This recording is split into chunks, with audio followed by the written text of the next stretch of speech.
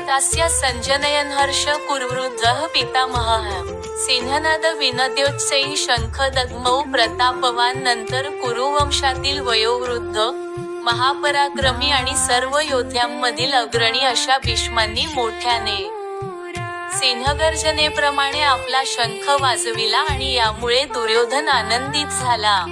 तात्पर्य: कुरुवंशातील पितामह आपला पौत्र दुर्योधन याच्या अंतःकरणातील भाव समजू शकले आणि त्याच्याबद्दल असलेल्या स्वाभाविक प्रेमामुळे त्यांनी दुर्योधनाला उत्साहित करण्यासाठी मोठ्याने शंख वाजविला.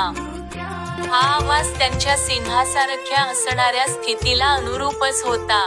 शंखध्वनीच्या संकेताने त्यांनी आपला पौत्र दुर्योधन याला सूचित केले की त्याला युद्धात विजयी होण्याची शक्यताच नाही, कारण विरुद्ध बाजूला स्वतः परमपुरुष भगवान श्रीकृष्ण आहेत.